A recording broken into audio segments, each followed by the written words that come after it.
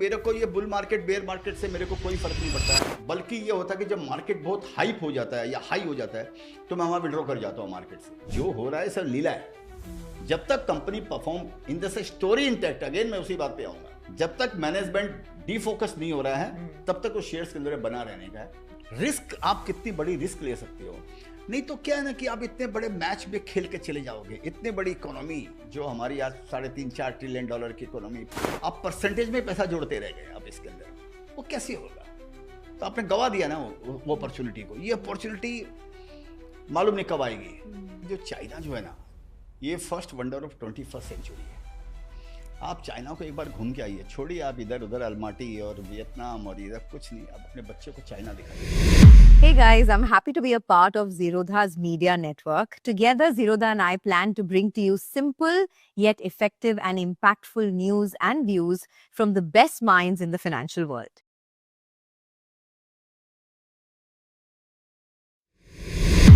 Hello and welcome to another episode of The Money Mindset. My guest on the show today is someone who's a legendary market investor. He needs no introduction. He's been investing, I think, for maybe 30-40 years now, and not just the market investor but has many hobbies which the market is well aware of, whether it is singing, writing poetry, shairi and all of that. So please join me in welcoming Vijay Kedia. Vijay ji, thank you so much aap aaye mere show mein. Thank you Sonia ji, thank you for inviting me. Thank you, it's my pleasure. तो when I thought of getting you on the show, I was very confused कि आप आएंगे नहीं आएंगे, क्योंकि आपकी जो stock market journey है, बहुत सारे लोग इसके बारे में लिखते हैं. You are such an inspiration to everyone, so it's really an honour to have you here on the show. And मेरे पास बहुत सारे क्वेश्चंस हैं, but please forgive my Hindi, it's not great. तो आप please bear with me, but tell me about your journey. आपने start कैसे किया? एंड एवरीवन नोज़ कि आपके पास एक कॉन्सेंट्रेटेड पोर्टफोलियो है, 15-20 स्टॉक से ज़्यादा तो पोर्टफोलियो नहीं है आपके पास, but in that concentration of 14-15 stocks, you have a net worth of almost 2,000 crores, at least as per reports, right? Dollar or rupees? hopefully dollars. आप बताइए. I don't know. I don't count my money. Really, I'm telling you. I get to know all these things from media only कि अभी इतना बढ़ गया, इतना घट गया, ये हो गया. मैं सुन के हंसता हूँ, चल ठीक है भाई. मेरे तो आप बताइए ना हमें, आपका नेटवर्थ कितना है अभी? नहीं, I swear to God मेरे को नहीं मालूम. जो पेपर वाले बोलते हैं शायद वही होगा, ये मेरे को नहीं मालूम. मैं काउंट नहीं करता हूँ. डोंट काउंट योर चिकन, ऐसा कुछ बोलते हैं ना. अब गिनो मत उसको. गिनना क्या है भाई, हमको जाना है. क्या मेरे को मैराथन दौड़ रहा हूँ मैं, 42 किलोमीटर 32 किलोमीटर जो भी होता है उतना मेरे को जाना है. अब 1-1 किलोमीटर मैं जोड़ता रहूँ कि 1 किलोमीटर हो गया, 2 किलोमीटर थोड़ी हो गया. जाना कितना भाई? अभी तो 36 बाकी है, अभी 35 बाकी है, अभी 30 बाकी है. तो miles to go before I sleep. लंबा है. Correct, absolutely. तो आपकी स्टोरी बताइए पहले. आपने इन्वेस्टमेंट का ये जो मैजिकल यूनिवर्स है मार्केट का, शेयर बाजार का, कैसे स्टार्ट किया? At what age did you start trading? I read somewhere कि you started at the age of 14 and since then there was no looking back. नहीं, ऐसा नहीं है. There was so many looking back. It was like a typical Hindi masala movie, Bollywood masala movie. I started 14 when I got inclined towards investing at the age of 14 when I was 14. तो मेरे को लगा कि हाँ भाई, maybe I want to make my career into investing, क्योंकि मेरा पढ़ाई लिखाई में कोई मन करता नहीं था. मैं उसमें 10th क्लास में था, फेल हो गया था मैं.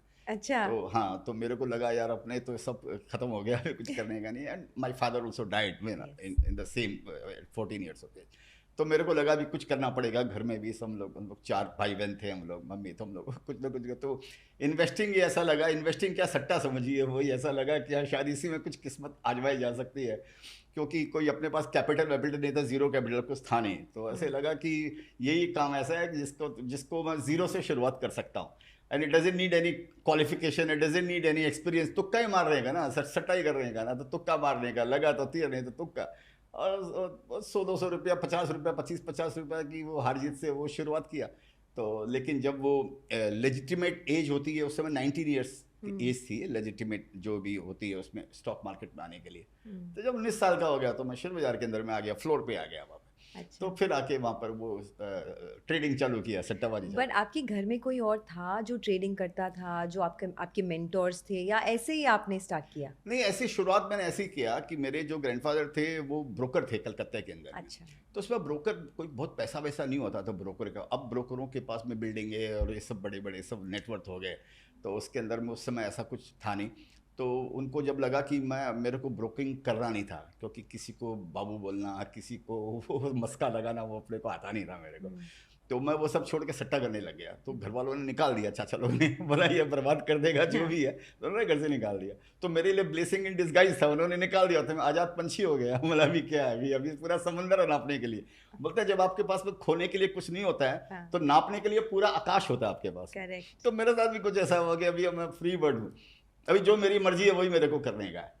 तो ये वहाँ से जर्नी एक्चुअली शुरुआत हुई है। तो आप मुंबई कौन से साल में आए, और जब भी आप मैं आए? 90 में आया। अच्छा, 1989, लेट 89, अच्छा। 1990 में आया। और तभी आपने क्या किया? तो संजोग से क्या आती, तो अपने के लिए वो बुल मार्केट आ गया। तो समझिए मैं आया, बुल मार्केट लाया। 91 से जो ऐसा शुरुआत बोल हुई। सकते हैं, हाँ वो शुरुआत हुई। तो अपने आने के 4-6-8 महीने बाद ही बुल मार्केट शुरुआत हो गया वहाँ पे।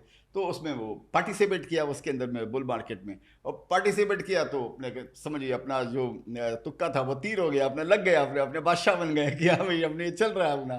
तो वहाँ से एक्चुअली ये शुरुआत हुआ। फिर वो एक ऐसा शुरू के दिन थोड़े से रहे उसके स्ट्रगल के, लेकिन ठीक है, वो भी एडवेंचर था। वो स्ट्रगल नहीं था, एडवेंचर था। पीछे घूम कर देखे तो लगता उसने जिंदगी में सिखाया, नहीं तो सब सीखता नहीं वहाँ पे। करेक्ट। तो सबसे बड़ा जो फायदा जो मेरे को, जो भी आज तक जहाँ भी मैं जो भी पहुँचा हूँ, कोई बहुत तीर नहीं मैंने मार लिया। जहाँ से आया हूँ वहाँ से कुछ आगे आया हूँ जरूर है। उसका सबसे बड़ा योगदान है भारत के बुल मार्केट को।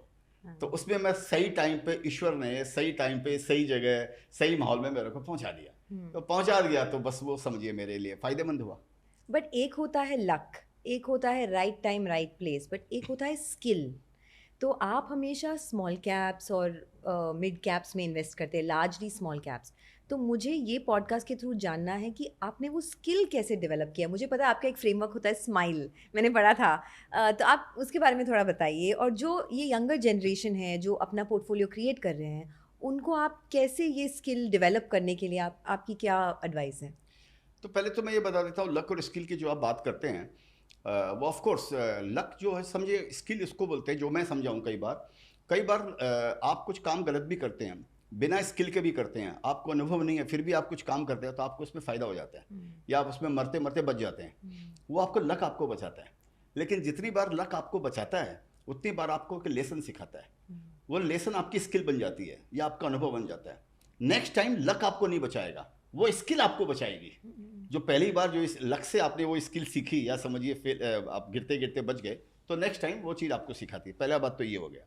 और दूसरा क्वेश्चन हुआ कि वो ऑफकोर्स वो स्माइल जो मैं वो फॉलो करता हूँ, कि मेरे को ये लगता है कि जो स्मॉल कैप और मिड कैप जो ये हैं, इनको मल्टी बैगर होने में टाइम नहीं लगता। कि जैसे एक हाथी है, अगर वो टर्न अराउंड करेगा, अगर घूमेगा तो उसको टाइम लगेगा, ठीक है। लेकिन अगर समझिए एक हिरन को घूमने का है, और एक और छोटे कोई चीता को घूमने का है, इवन कोई चींटी को भी अगर घूमने का है जल्दी हो तो जाएगा, जल्दी से घूम सकती है। तो मेरे को शुरू से ये था कि मेरे को काम जल्दी जल्दी काम करने का लाइफ में, मेरे पास बहुत ज़्यादा टाइम नहीं है। मेरे को ऐसे लगता था कि मैं ऑलरेडी बहुत पीछे हूँ लोगों से। तो मेरे को ये समझ में आया कि स्मॉल कैप मिड कैप जो है वो रिस्की है, ऑफकोर्स इलिक्विड भी है, लेकिन मेरे को लगा ये मल्टीप्लाई ज़्यादा होते हैं ये। तो इस बोल के मेरा रुझान मेरे को मन में रहा कि मैं जो भी काम करूँगा ये स्मॉल और मिड कैप के अंदर में करूँगा।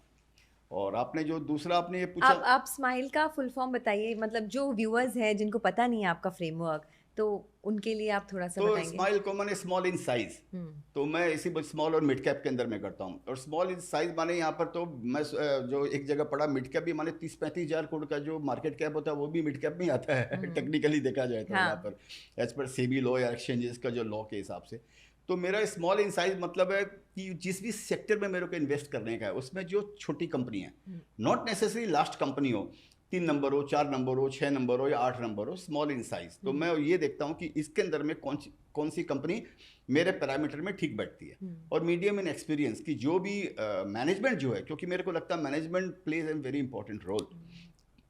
तो मेरे को लगता है जो मैनेजमेंट होना चाहिए, उसको मीडियम इन एक्सपीरियंस, मैंने 15-20 साल का उसको अनुभव होना चाहिए मार्केट के अंदर में। तो 15-20 साल में उसने 3-4 बड़े छोटे साइकिल देख लिए होंगे और बहुत सारी मुश्किलों का सामना किया होगा, तो उसको अनुभव हो गया कि कैसे तूफान में कैसे गुजरने का है, ये उसको अनुभव हो गया होगा।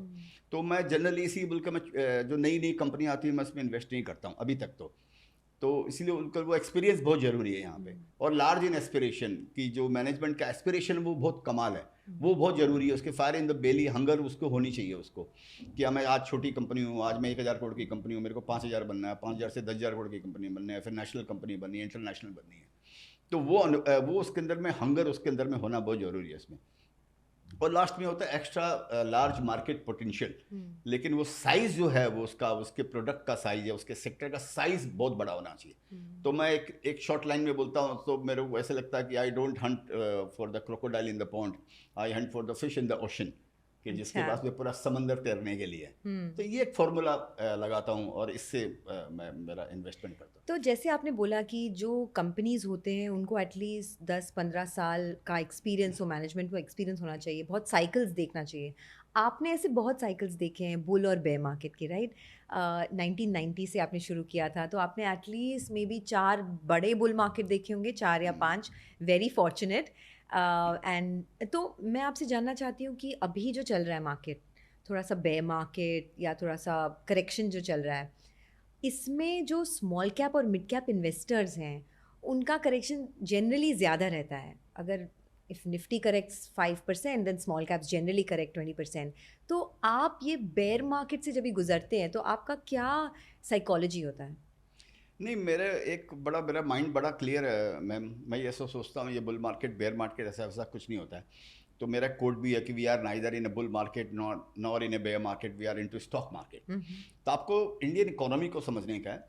अगर इकोनॉमी अगर चल रही है तो स्टॉक मार्केट उसी का रिफ्लेक्शन है। स्टॉक मार्केट का अपना कोई अस्तित्व नहीं है, जो इकोनॉमी में हो रहा है उसका वो रिफ्लेक्शन। एक्सुबरेंस हो जाता है यहाँ पर, बहुत ज़्यादा बढ़ जाता है तो वो अपने आप में उसको करेक्ट करता है। ये मार्केट का यही फिनोमेना है। तो इस बोल का मेरे को ये बुल मार्केट बेयर मार्केट से मेरे को कोई फ़र्क नहीं पड़ता है। बल्कि ये होता है कि जब मार्केट बहुत हाइप हो जाता है या हाई हो जाता है तो मैं वहाँ विड्रॉ कर जाता हूँ मार्केट से। अच्छा। तो मैं सबड्यूड हो जाता हूँ, मैं डिफेंस में खेलने के लिए आ जाता हूँ। अच्छा। और जब मार्केट क्राइसिस में होता है तो मैं ऑफेंसिव हो जाता हूँ, तो मैं उल्टा काम करता हूँ। तो मेरा कोड भी है मैडम कि दुनिया में जो भी लोगों ने जो भी पैसे कमाए हैं वो बेयर मार्केट में इन्वेस्ट करके पैसे कमाए हैं। बुल मार्केट में इन्वेस्ट करके आपने ज़्यादा वेल्थ क्रिएट नहीं की। There is a difference between making money and creating wealth. जो वेल्थ मार्केट में क्रिएट होती है वो क्राइसिस के अंदर में क्रिएट होती है। चाहे आपको लीमन ब्रदर्स की क्राइसिस ले लीजिए या आप कोविड की क्राइसिस ले लीजिए या कोई भी आप क्राइसिस लीजिए, उसमें जिस आदमी ने जो शेयर्स ले लिया हिम्मत करके या कैसे भी एडजस्ट करके अपने पोर्टफोलियो को, उसने पैसा कमाया यहाँ पे। तो मेरे लिए तो ये बुल मार्केट बेयर मार्केट का पहला बात मेरे लिए कुछ खाली एक बोलने के लिए, since we are talking so I can give you some references about bull market and bear market, but actually mentally I am not worried about it. Of course that does not mean that my stock price falls, so of course I am worried about it. Not worried माने it draws my attention, क्या रे गिर गया फिर बोलता अपना क्या था गिर गया। Your demat statement belongs to the market, your bank statement belongs to you. It's very simple. तो मेरे को ये बुल मार्केट बेयर मार्केट का ज़्यादा फर्क नहीं पड़ता है। और दूसरा एक चीज़ I would like to point it out to you ma'am, after 2003। आप मुझे मैम अच्छा, नहीं बुलाइए प्लीज सोनिया। ओके, तो ठीक है। तो 2003 के बाद में एक बड़ा मेजर जो चेंज आया इंडियन इकोनॉमी में या इंडियन स्टॉक मार्केट में, वो आया कि पहले बेयर मार्केट छोटे होते थे और बुल मार्केट बड़े होते थे। पहले 9 महीने के अंदर में बुल मार्केट खत्म हो जाता था और बेयर मार्केट 2-3 साल तक चलता था। 2003 के बाद में ऐसा हुआ है कि बुल मार्केट चला 5 साल और बेयर मार्केट जो आया, बड़ी क्राइसिस आई, वो 9-10 महीने के अंदर में बॉटम बनाकर मार्केट रिवाइवल मोड पे आ गया। नया हाई आया 3-4 साल बाद, उससे मतलब नहीं है। लेकिन जो स्टॉक्स ने मोटा मोटी जो लो बनाने थे वो बना लिए और जो क्राइसिस जो आनी थी वो खत्म होकर मार्केट स्टेबलाइज होने लग गया था। यही हाल कोविड के अंदर में हुआ। तो मेरे को ये कोविड में भी आप देखिए जितना बड़ा, इससे बड़ा सेंचुरी का सबसे बड़ा क्राइसिस था। उसके बाद भी मार्केट आप देखिए 9 महीने के पहले मार्केट रिकवरी मोड पे आ गया था। मार्केट को नया हाई से बुल मार्केट बेयर मार्केट नहीं समझना चाहिए। ये बहुत बड़ा मिथ है कि नया हाई आया तो ही बुल मार्केट होएगा, ऐसा कुछ नहीं होता। नया हाई आना बल्कि डेंजरस साइन है कि इसका मतलब हो सकता है गिरने की वो तैयारी है। तो मैं उस चीज़ को नहीं मानता हूँ बुल मार्केट बेयर मार्केट।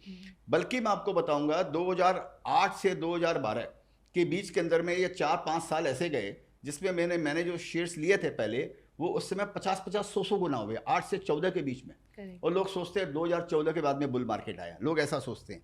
तो ये लोगों ये नहीं सोचना चाहिए। तो मेरे को ये लगता है कि बुल मार्केट बड़े हो रहे हैं, बेयर मार्केट छोटे हो रहे हैं। और बेयर मार्केट आना बल्कि एक फिल्टर के जैसा होता है, छोटे माने फ्रॉथ निकल जाता है, फ्रॉथ निकल जाता है, वीक लिंक जो होती है वो निकल जाता है। निकल जाते हैं। और ये सबसे बड़ा लेसन है, ये अभी कोविड के बाद में अभी जो मार्केट गिर रहा है और ये जो नए लोग जो आए हैं, ये इनके लिए जिंदगी का स्ट्रक्चर खड़ा करेगा इन लोगों के लिए। ये इतना बड़ा लेसन अगर इससे सीख जाते हैं लोग तो ये उनके लिए बहुत बड़ा लेसन है, ये ब्लेसिंग इन डिस्गाइज है।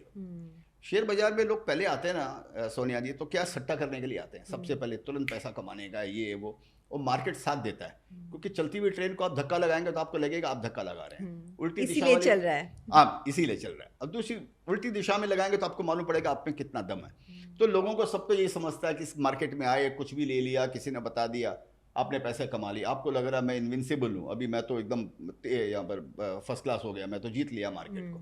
जब मार्केट थप्पड़ मारता है तब आपको रियलाइज होता है कि आप में कुछ नहीं है। तो मैं बोलता हूँ भगवान देता है तो छप्पड़ फाड़ के देता है, जब लेता है तो थप्पड़ मार के लेता है। तो ये थप्पड़ बहुत जरूरी है। ये आप सब खुद लिखते हो या कोई आपको नहीं, लिख के देता है? नहीं, ये सब फालतू बातें कौन मेरे साथ टाइम वेस्ट करेगा, ये बताइए। आपके लिए फालतू होंगे, हमारे तो लेसन्स है, लाइफ लेसन्स। हाँ, तो वो तो ठीक है, वो मेरा दिमाग यही चलते रहता है, वो सब तो यही है ये। तो आपने एक बात बताई थी, जो बेयर मार्केट होता है उसमें आपका जो स्ट्रेंथ है वो उठ के आता है कि आपके पास करेज है या नहीं है। लेट्स टेक एन एग्जाम्पल, ठीक है? अभी आपके इन्वेस्टमेंट्स जो हैं बहुत सारे स्टॉक्स में हैं, उसमें से एक अतुल ऑटो भी है। तो अतुल ऑटो फॉर एग्जांपल एक पीरियड था between 2020 and 2023 when that stock did nothing, पूरा फ्लैट था या फिर थोड़ा सा करेक्शन भी था उसमें। उसके बाद उसकी जर्नी स्टार्ट हुई व्हाटएवर ग्रोथ की। तो जब भी आप एक स्टॉक आइडेंटिफाई करते हो, कोई भी कंपनी, तो सारे पैरामीटर्स को मीट करता है, लेकिन एक लॉन्ग पीरियड ऑफ फ्रस्ट्रेशन होता है। तो आप कैसे डिसाइड करते हो कि अभी एग्जिट करना चाहिए या टिके रहना चाहिए? एग्जिट का कैसे डिसाइड करता हूँ? एग्जिट का, या फिर आपको कन्विक्शन कैसे रहता है अगर गेन्स आते भी नहीं है या फिर स्टॉक घट जाता है, तो आप कितनी देर तक आपका कन्विक्शन बने रहता है उसमें? नहीं, मेरे में क्या जी, मेरे में पेशेंस बहुत है।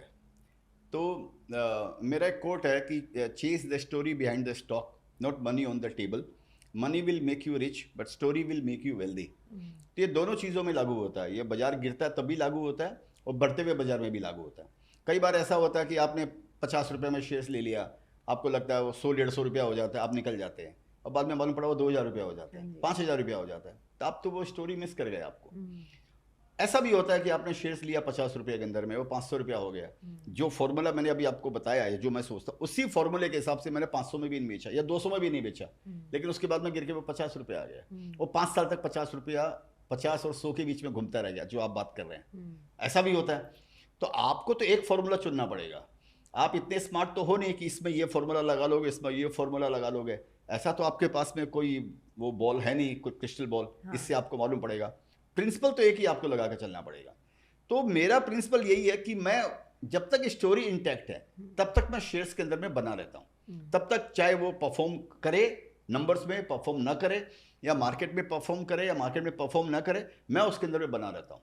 जब स्टोरी चेंज होती है तब वो परफॉर्म कर रहा है तब भी मैं निकल सकता हूँ।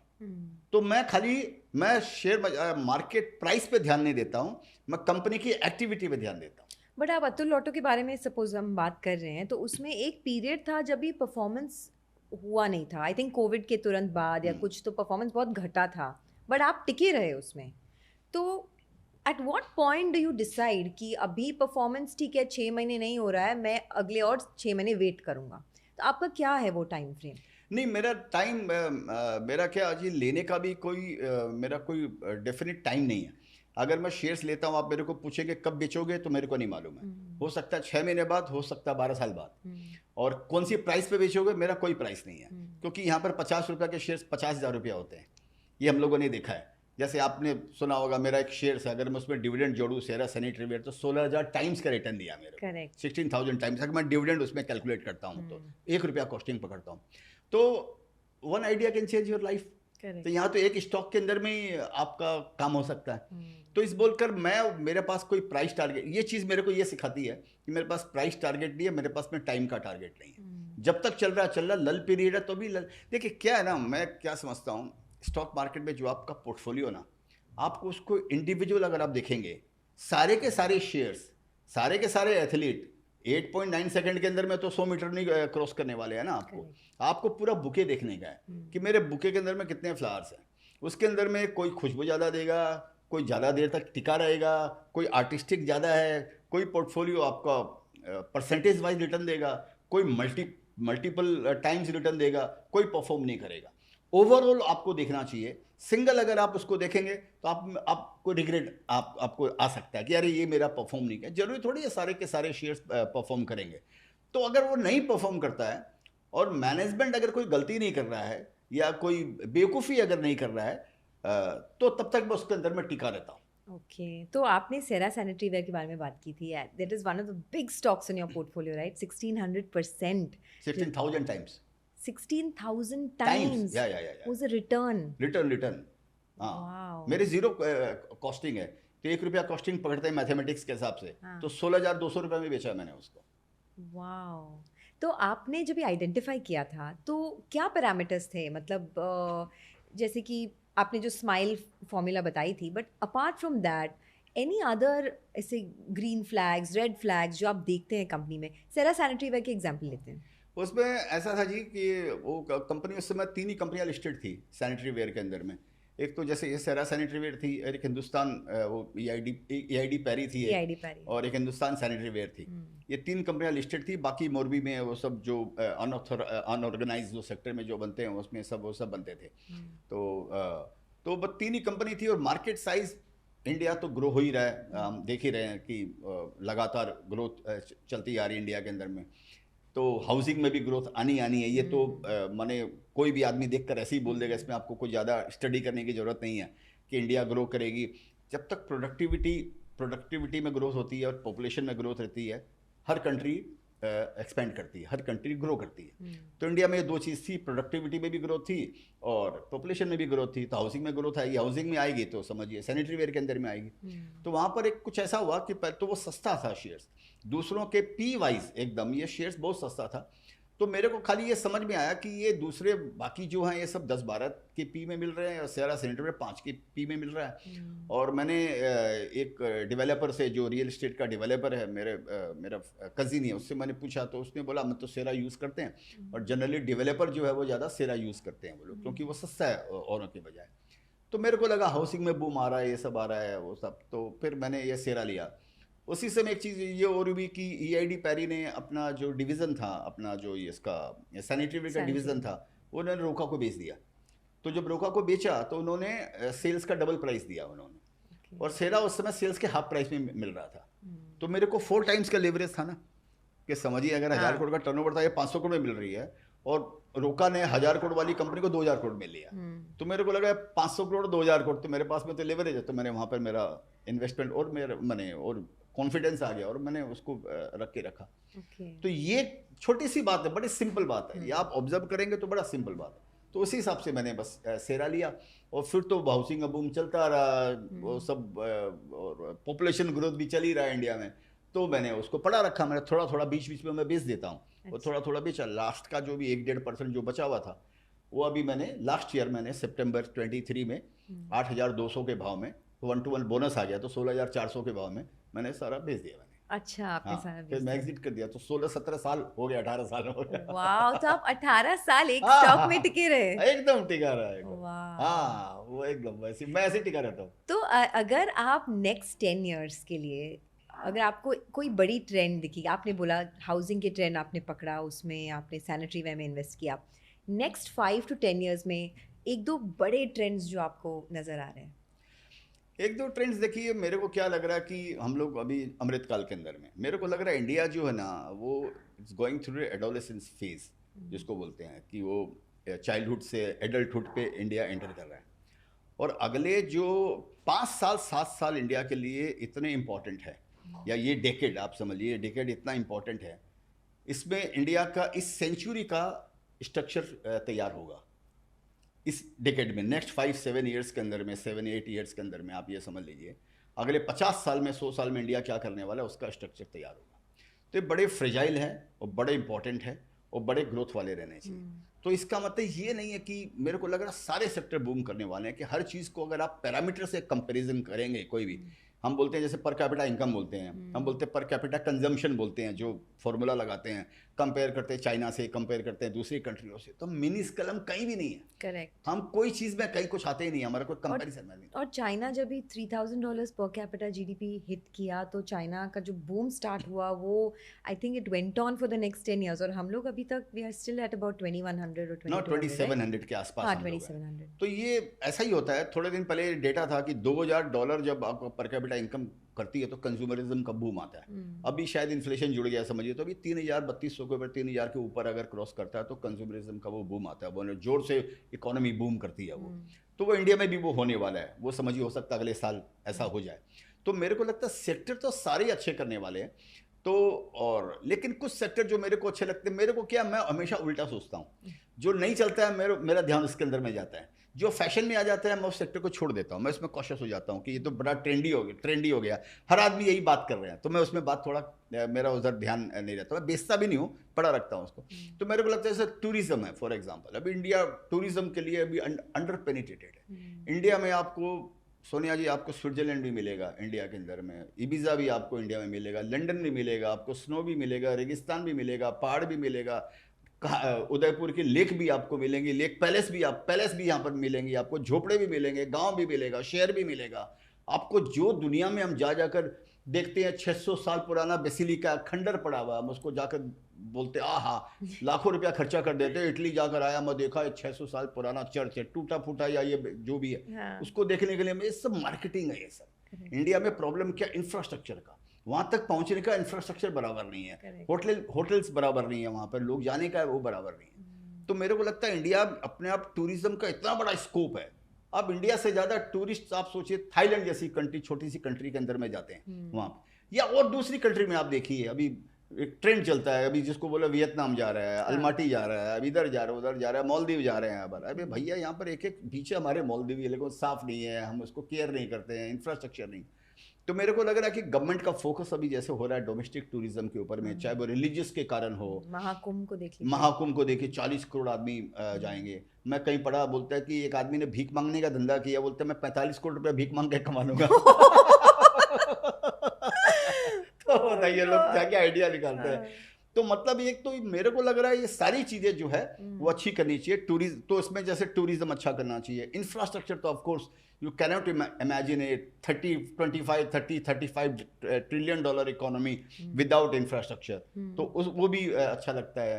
तो अगर आप ईवी अच्छा लगता है, जिसके लिए कल आप शूटिंग करके आए हैं। यस मैं वन बाय वन लेती हूँ। और अगर आप टूरिज्म की बात करें तो उसमें जो लिस्टेड कंपनीज हैं वो एक तो बड़ा इंडियन होटल्स हैं, फिर छोटे छोटे होटल्स भी हैं, एविएशन में एक बड़ा इंडिगो है, तो बहुत कम जैसे अपॉर्चुनिटीज़ हैं। तो आप का जो फ्रेमवर्क में आप देखते हैं, तो आप स्मॉल कैप होटल्स ऐसे इन्वेस्ट करते हैं, या टूरिज्म में कौन से सेक्टर्स, कौन से स्टॉक्स में आप देखते हैं? तो मेरे पास टूरिज्म के अंदर में होटल वगैरह सब महंगे हैं। हाँ। और नीचे से सारे बढ़ चुके हैं। तो मैं ट्राई ये करता हूँ कि मैं सीड स्टेज पे कि कंपनी में इन्वेस्ट करने की ट्राई करता हूँ। जब ऑलरेडी वो 5 गुना 10 गुना हो जाता है तो मैं उसमें इन्वेस्ट करने का मैं उसमें फिर कर नहीं पाता हूँ। अच्छा। तो मैंने जब टूरिज्म में जैसे महिंद्रा हॉलीडेज में मैंने इन्वेस्टमेंट किया हुआ, मेरे को कोई ज़्यादा रिटर्न नहीं दिया अभी तक वो, लेकिन मेरे को लग रहा है कि ठीक है उसका भी टाइम आएगा। ये कोई रिकमेंडेशन नहीं है, मेरा खाली इन्वेस्टमेंट और 4 साल से इन्वेस्टमेंट है। और शेयर्स महंगा है, अगर बैलेंस शीट देखेंगे तो स्टॉक्स महंगा है, ये भी आप समझ के चलिए। तो मेरे को इसके अंदर में मेरे को थीम अच्छी लगती है। मेरे नॉलेज में कोई शेयर्स नहीं है। ऑफ कोर्स इंडिगो में मैंने इन्वेस्ट किया हुआ है, इंडिगो एयरलाइंस के अंदर में। मेरे को एयरलाइंस में बड़ा बूम लगता है, वो प्रॉक्सी है टूरिज्म का। टूरिज्म बढ़ेगा तो एयरलाइंस बढ़ेगा। तो अगर होटल नहीं है तो चलिए ढाबा ही सही है, 5 स्टार होटल नहीं है तो बहुत सारे प्रॉक्सीज है, IRCTC भी है, बहुत सारे प्रॉक्सीज है। तो ये सेक्टर बूम करेगा तो सभी चीजें आस्ते आस्ते। बट आपको क्या लगता है महिंद्रा हॉलीडेज जिसमें आपका इन्वेस्टमेंट है, 4 साल से कुछ नहीं हुआ, मैं भी ट्रैक करती हूँ वो स्टॉक, मुझे आज तक पता नहीं कि वो चला क्यों नहीं। या तो वो कॉन्सेप्ट नहीं चलता है, because tourism is growing but maybe as a concept that doesn't work. नहीं, कॉन्सेप्ट भी हो सकता है। मेरे को आपको मेरे को मैनेजमेंट भी थोड़ा वीक लगता है इसका। ये अभी मैनेजमेंट भी चेंज हो गया है अभी इसके अंदर में। मैंने क्या मालूम, अब देखिए सब चीज़ सेट है इसमें। एक तो इसमें प्रॉब्लम क्या है कि इसके फिनलैंड में जो बाद में जो सब्सिडरी है उसके अंदर भी 35-40 कुछ रिजॉर्ट्स उसके अंदर में वो नुकसान कर रही है। वो इंडिया में पैसा कमाते हैं और वहाँ पर वो पैसा उनका वहाँ पर पैसा बनता नहीं। तो जब तक वो इस कंपनी में वो साथ में रहेंगे ना, वो तब तक इसका ये बैलेंस शीट आपको समझ में नहीं आएगी उसको। स्टैंड अलोन के अंदर में अगर देखा जाए तो इसको ये माने, मेरे को ये स्टोरी कब चलेगी मालूम नहीं, चलेगी नहीं चलेगी ये भी मेरे को नहीं मालूम है। मैं रखूंगा या कल बेच दूंगा ये भी मेरे को नहीं मालूम है। लेकिन आप खुद सोचिए, इतनी बड़ी कंट्री के अंदर में कुछ 3 लाख मेंबर्स है खाली इसको, 3-3.25 लाख मेंबर। इतनी बड़ी कंट्री में 15 करोड़ मिडिल क्लास, कोई बोलते हैं 42 करोड़ है, 10 करोड़ 15 करोड़ हाउस होल्ड है, ये है, उसमें 3 लाख मेंबर है। तो कहीं ना कहीं जो मैनेजमेंट है वही कहीं ढीला डाला है, उसी को कुछ अग्रेसिव, उसमें अग्रेशन नहीं है उसका, जो कुछ वो चला रहे हैं। तो जब वो होएगा तो ये कि मैं स्टोरी में विश्वास कर रहा कि महिंद्रा का मैनेजमेंट है तो जरूर इसमें कुछ चलना चाहिए। तो भी जब उसका टाइम आएगा, जब आएगा तब आएगा उसमें। ओके तो दूसरा थीम आपने बोला ईवी, उसमें बहुत कुछ हो रहा है अभी, whether it's renewable energy, whether it's EV for EV automotives जो आपने कहा। बट पर्टिकुलरली जो ईवी थीम है उसमें आप OEMs में प्रेफर करते हैं, ऑटो एंसिलरीज में प्रेफर करते हैं, कुछ उसके बारे में बोल सकते हैं? हाँ, तो अगेन हम खाली स्टॉक डिस्कस कर रहे हैं, कोई शेयर रिकमेंडेशन नहीं है। तो जैसे अतुल ऑटो में मेरा इन्वेस्टमेंट है ही है, वो सबको मालूम है अतुल ऑटो। तो वो ईवी कंपनी है, वो ईवी 3 व्हीलर बनाती है। और तो इस बोलकर मेरे को क्या लगता है, अब जैसे प्रिसिशन कैमशाफ्ट है, ये भी अगेन रिकमेंडेशन नहीं है, हम खाली एक एग्जांपल के लिए, हम रेफरेंस के लिए डिस्कस कर रहे हैं। ये एंसिलरीज बनाती है, तो ये कैमशाफ्ट जैसे बनाती है। तो इन दोनों कंपनियों के अंदर में क्या, इसमें यूनिकनेस क्या है इसका, जो मेरे को समझ में आता है, again I may go wrong also, इसमें यूनिकनेस ये लगती है कि ये कंपनी कन्वेंशनल जो इनके प्रोडक्ट है उससे ये कंपनी पैसा कमा रही है, और कन्वेंशनल प्रोडक्ट से जो पैसा कमा रही है उसको एक फ्यूचरिस्टिक टेक्नोलॉजी में इन्वेस्ट कर रही है। जैसे अतुल ऑटो है, वो आईसी इंजन से पैसा कमा रहा है और पैसा कमाकर इलेक्ट्रिक के अंदर में लगा रहा है, इलेक्ट्रिक 3 व्हीलर को डेवलप कर रहा है, उसका प्रोडक्ट डेवलप हो गया, अब उसको वो एक्सपेंड कर रहा है उसको। सेम ये प्रिसिशन कैमशाफ्ट एक कंपनी है, वो भी यही काम कर रही है, वो कैमशाफ्ट बनाती है जो आईसी इंजन के अंदर में लगता है। आईसी इंजन 10-15 साल कहीं नहीं जाने वाला है, डीजल हो सकता है 2-3 साल में खत्म हो जाए, पेट्रोल 10-15 साल खत्म नहीं होने वाला। तो वो कैमशाफ्ट बनाती है, उससे पैसा कमाती है, और वो रेट्रोफिट, वो बसों को रेट्रोफिट करती है, एलसीवी को, एससीवी को, इनको कमर्शियल व्हीकल को रेट्रोफिट करती है। वो भी इलेक्ट्रिक का ही एक रूप हो गया, वो उसमें इलेक्ट्रीफाइंग करती है उनको वो। तो उधर पैसा कमाती है और इसके अंदर पैसा लगाई जा रही है। पैसा उठाने की जरूरत है नहीं, इक्विटी लेने की जरूरत नहीं है एज ऑन डेट, और डेट लेने की जरूरत नहीं है। तो कंपनी एक यूनिक पोजीशन में लगती है। जब दोनों वर्टिकल कमाने लग जाएंगे, जब वो ये वाला वर्टिकल जब कमाने लग जाएगा जो आज खो रहा है, या समझिए इसको सपोर्ट की जरूरत है, कल वो इंडिपेंडेंट हो जाएगा तो दोनों वर्टिकल कमाएंगे। तो ये सिंपल एक फॉर्मूला है। स्टॉक्स महंगे हैं, दोनों स्टॉक्स महंगे, अतुल ऑटो भी महंगा है, प्रिसिशन कैमशाफ्ट भी महंगा है। प्रिसिशन कैमशाफ्ट ने कितना रिटर्न दिया है आपको भी? I mean I think you are an early investor in that company, right? 3-4 साल हो गया। हाँ, तो 3-4 साल में द स्टॉक इज 3-4 गुना हो गया ऑलरेडी। 3-4 गुना तो अभी सभी हो गए अभी। वो आपके लिए कम है, 3-4 गुना हमारे लिए तो बहुत है। आपका पॉडकास्ट का, आपके किसी का वैल्यू हो गया होगा 10-15 गुना 6 महीने के अंदर में। होपफुली हो जाएगा। बट नहीं, आई मीन तो आप जब ये जो कंपनियां हैं, that's a very interesting point that you shared, कि जो कंपनियां न्यू टेक्नोलॉजी में इन्वेस्ट कर रही हैं उनको देख, जो आगे की सोचते हैं। हाँ। तो अपार्ट फ्रॉम ईवीज, टूरिज्म, थोड़ा और बातचीत करते हैं आगे के सोचने वाले कंपनीज के बारे में। कोई और ट्रेंड आपको विजिबल लगता है? जो आपके पोर्टफोलियो में तो बहुत सारे स्टॉक्स हैं अभी जो अलग अलग सेक्टर्स में पड़े हैं, but anything that stands out for you? नहीं, ऐसा कुछ नहीं है, स्टैंड्स आउट तो ऐसा कुछ है नहीं। जैसे मेरे को अभी करंट मार्केट में बैंक मेरे को अच्छे लगते हैं।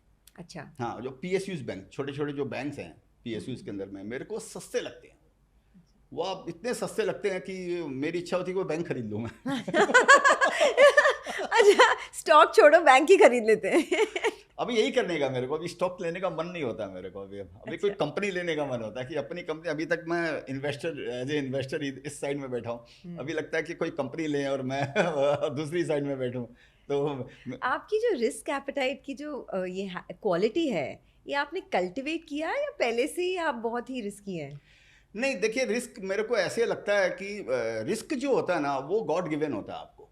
आप किसी को, माने आप उसको रिफाइन कर सकते हो आप उसको, लेकिन जैसे एक जगह मैंने पढ़ा था सोनिया जी, कि जैसे वो यू कैनॉट माने you cannot run 100 meters in 8.93 seconds, या जो भी उसेन बोल्ट का जो भी रिकॉर्ड है, you cannot run 100 meters in 8 point this much seconds by coaching. वो कोचिंग से नहीं होता है, आपको सिखा नहीं सकता कि तेरे को 8.53 सेकंड्स में तेरे को 100 मीटर जाना है। वो कोचिंग उसके लिए नहीं है, ट्रेनिंग है उसके लिए, लेकिन ये अंदर का डीएनए होना चाहिए। आप देखिए वो मैराथन है, वो कल हो रहा था, एक कीनियन है, वो आता है हर समय वही ऐसे वही जीतता है, क्या दुनिया के अंदर में वही जीतता है, ऐसा क्या बात है भाई? क्यों? उससे भी बड़े ताकत वाले होंगे, उससे भी कई लोग नहीं उनके डीएनए के अंदर में। तो ये आप प्रकृति को अगर आप देखेंगे ना, तो हर आदमी को कुछ न किसी तरीके से भगवान ने किसी न किसी कुछ प्रतिभा दी है, कुछ गुण दी है, कुछ अवगुण दिए, जो भी दिया होगा। तो मेरे को लगता है रिस्क टेकिंग जो है ना, ये आपके शायद डीएनए के अंदर में आता है। तो मैं एक एग्जांपल देता हूँ कि जैसे मैं, अब जैसे आपने बताया मैं 14 ईयर्स का था, तो मैं मेरे दादा के साथ, पिताजी तो दादाजी के साथ में मैं मॉक ट्रेडिंग करता था, मॉक ट्रेडिंग। अच्छा। तो मैं गद्दा पीट पीट का बोलता था कि चलो 100 शेयर्स लिया, वो मेरा दादा बोलता था दिया, फिर मैं बोलता 500 लिया, बोलता दिया, फिर मैं बोलता 5000 लिया, फिर मैं बोलता था 50,000 लिया, फिर मैं बोलता था 1 लाख लिया। तो मेरा दादा बोलता तो पागल है, तो छोटी मोटी बातें नहीं करता है, 100-200 की बातें, 100-200 से सीधा 1 लाख 2 लाख 5 लाख पे पहुंच। तो मेरे को उसमें थ्रिल लगती थी। अच्छा।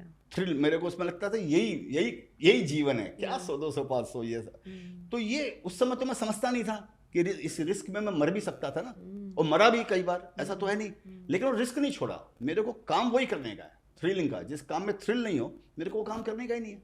बट जब भी बेयर मार्केट होता है और आपके जो स्टॉक्स हैं वो 30-40-50% करेक्ट करते हैं, तो आप वो कैसे, मतलब वो इमोशंस को आप कैसे संभालते हैं? Because it's all about emotions at the end of the stock market, right? Grid and fear. मेरे साथ होता है, मैं कुछ कंपनी में भी थोड़ा बहुत मेरा डायरेक्ट पोर्टफोलियो है, मैं बहुत कंपनीज में इन्वेस्ट करती हूँ, लेकिन जब भी वो उनकी शेयर प्राइसेस 20-30% गिरते हैं तो मुझे बहुत हर्ट होता है कि मेरा डिसीजन क्या गलत था, should I have maybe waited for investing, should I have, because very hard to catch the bottom, right? मैं आपको एक बात पूछता हूँ, समझिए मुंबई में हम बैठे हैं, आपकी ट्रेन चर्चगेट से बोरीवली आ रही है, समझिए 45 मिनट लगने वाले हैं फॉर सपोज।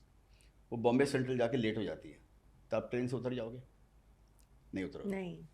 अगर ट्रेन जल्दी पहुंच जाती है 5 मिनट, तो आप ट्रेन से उतर जाओगे? नहीं उतरोगे। नहीं। क्यों नहीं उतरोगे? क्योंकि आपको जाना बोरीवली है। हाँ। तो आपकी नज़र आपके डेस्टिनेशन पे है। बीच में ट्रेन लेट हो रही है, या फास्ट हो रही है, या स्लो हो रही है, या ट्रेन खराब हो गई है, या आपकी गाड़ी खराब हो गई है, आप छोड़कर तो नहीं उतर जाओगे ना।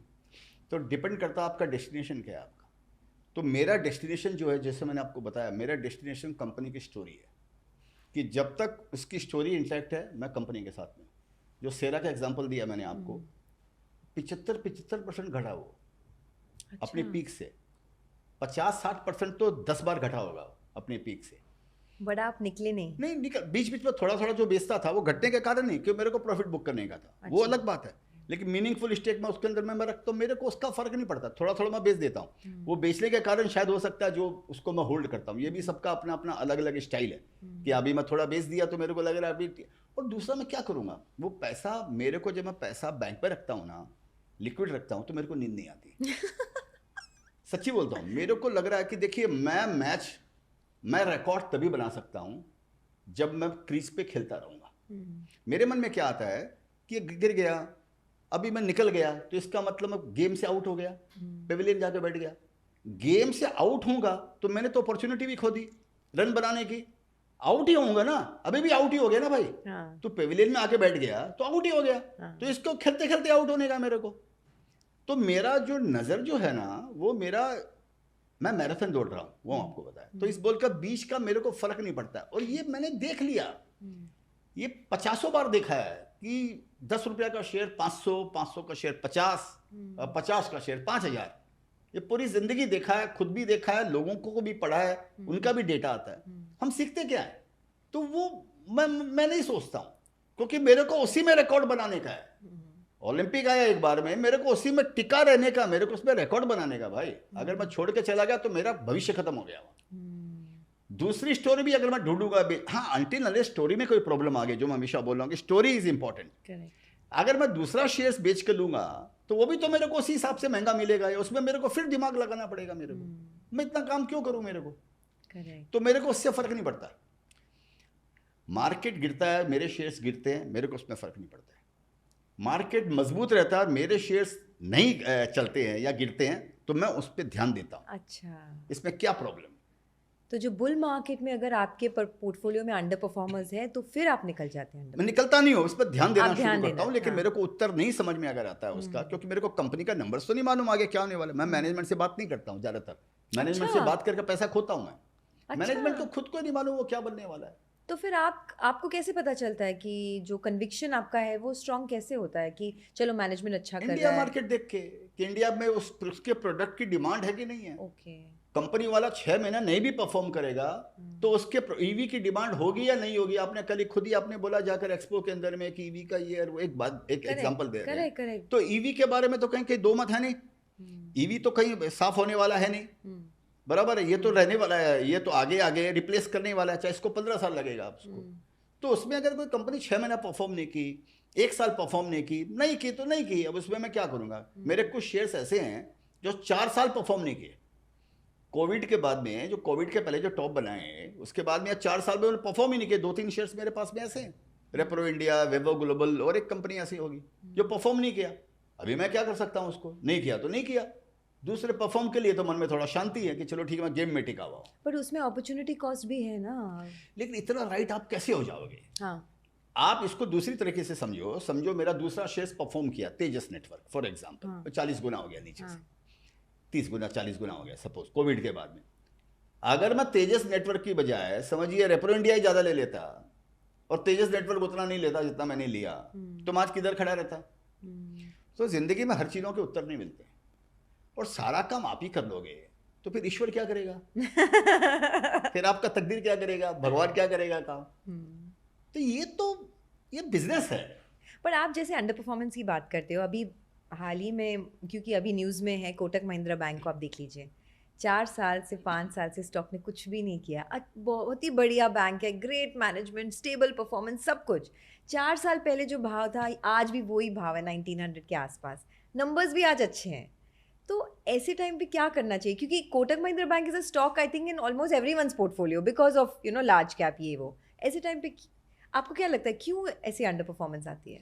नहीं, उसके कारण ऐसा भी हो सकता है कि वो शेयर्स पहले भी ओवर वैल्यूड होगा। जो मैं मेरी कंपनियों में अगर देखता हूँ तो वो शेयर्स मेरे पहले जो मैं आपको बताया 4 साल परफॉर्म नहीं किए, इसलिए कि 4 साल पहले भी वो ओवर वैल्यूड थे। जो मार्केट का एक पैरामीटर चलता है, वैसे हर शेयरों में डिफरेंट पैरामीटर चलता है, कोई एक पैरामीटर्स नहीं है। लेकिन वो ऑलरेडी इतने हाइप हो चुके थे। जैसे वेवो ग्लोबल है, वो नीचे से 20 गुना बढ़ चुका 5 साल में। कोविड के पहले 20 गुना बढ़ गया।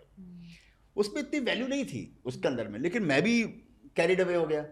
मैं भी दूसरे ई कॉमर्स की कंपनियों को देखकर मेरे को ऐसे लगने लगा 100 का पी चल रहा, 80 का पी चल रहा, इसको तो 50 का ही बाबा, एग्जैक्टली 60 का ही इसका। एग्जैक्टली वही क्वेश्चन हमेशा आता है। तो वो आता है, तो वो तो मैं मेरी सोच का मेरे को ही दंड मिलने, जो मैं ऐसा सोचूंगा वैसा मेरे को मेरे कर्मों के फल मेरे को ही मिलने वाले हैं। लेकिन इसी सोच के कारण दूसरे में फायदा हुआ। तेजस नेटवर्क आज तक पैसा नहीं कमाया, आज तक बैलेंस शीट रेड में, अब जाकर दो क्वार्टर से पैसा कमाना चालू किया। 4 साल में कंपनी घाटे में आई है। घाटे कम हो रहे हैं, और घाटे कम भी नहीं, घाटे बढ़ते हुए आ रहे थे अभी तक तो। उन्होंने पैसा ही नहीं कमाए, उसके बावजूद भी शेयर 30 गुना हो गया। क्यों? क्योंकि उसके हाथ में ऑर्डर था, ये अब कमाएगा अब कमाएगा अब कमाएगा। तो बैठे रहो गंगा किनारे, कभी न कभी तो लहर आएगी। तो आशा में बैठे रहे थे, उसी आशा में बैठे, एक शेयर गिर गया, उसी आशा में बैठे रहे, दूसरा शेयर तिर गया। तो आप क्या इसके अंदर में डिसीजन लेने वाले हो? मेरे पास इसका उत्तर नहीं है एक्चुअली, सच पूछे तो मैं इसका उत्तर एक ही है कि भैया जो हो रहा है सब लीला है। इसके हर चीज के पूरे उत्तर तुमको मिलने वाले नहीं है। जब तक company perform in the story intact, again मैं उसी बात पे आऊंगा, जब तक उसके प्रोडक्ट की स्टोरी इंटैक्ट है, जब तक मैनेजमेंट डिफोकस नहीं हो रहा है, तब तक उस शेयर्स के अंदर बना रहने का है। परिणाम आपको दोनों मिलेंगे, कभी अच्छे मिलेंगे कभी बुरे मिलेंगे, ठीक है, जो मिलेंगे वो मिलेंगे। तो आपकी जो पोर्टफोलियो है 10-15 स्टॉक की, उसमें से अगर आपके 5 स्टॉक भी मल्टीबैगर्स हो जाते हैं तो अब बाकियों को ज़्यादातर अगर घटेगा 20-30% तो आप ज़्यादा देखते नहीं हो। आप ज़्यादा देखते नहीं है, बशर्ते उसमें ऐसी खराबी नहीं हो कि जो आगे ठीक नहीं होने वाली। टाइमिंग मेरे को नहीं मालूम है कि ये ठीक 1 साल में होगा या 2 साल में होगा, और मेरे उसमें क्वांटिटी भी थोड़ी रीजनेबल रहती है। मैं उसको बेच भी नहीं सकता हूँ। मैं भी अभिमन्यु के जैसा हूँ, घुसना आता निकलना नहीं आता। निकलना मेरी मर्जी से नहीं है, घुसना मेरी मर्जी से है। एग्जिट मेरी मर्जी से नहीं है। अगर आपको एग्जिट नहीं आता है तो हम जैसे लोग क्या करेंगे? मतलब मेरे मन में हमेशा वो दुविधा रहती है कि अभी एग्जिट करूं नहीं करूं, बेचूं नहीं बेचूं, बिकॉज यू नेवर नो कि वो स्टॉक।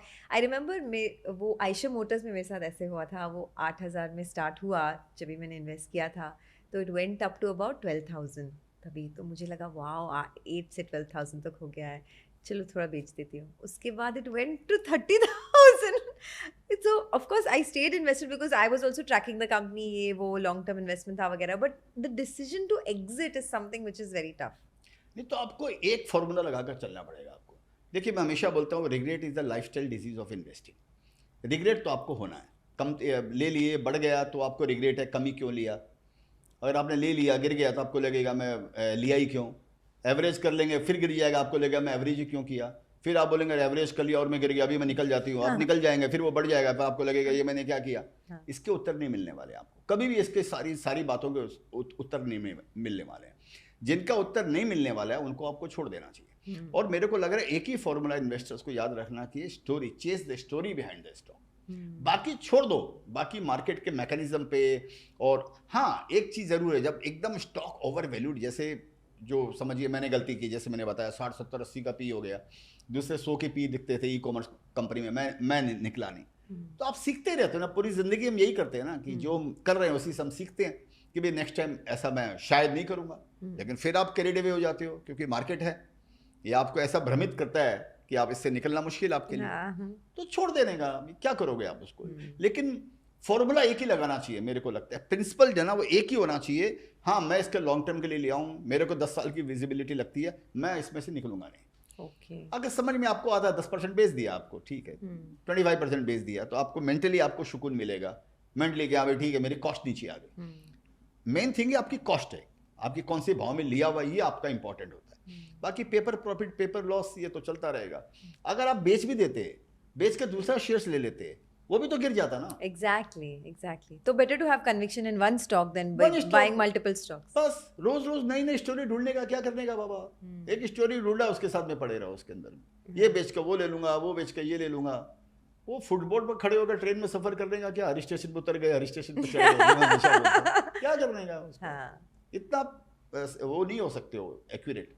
तो विजय जी, आपके जो यंग इन्वेस्टर्स हैं, यंग फॉलोअर्स हैं, वो जानना चाहेंगे कि जब भी कोई स्टॉक हम पिक करते हैं तो वो जो स्किल सेट चाहिए वो क्या होता है?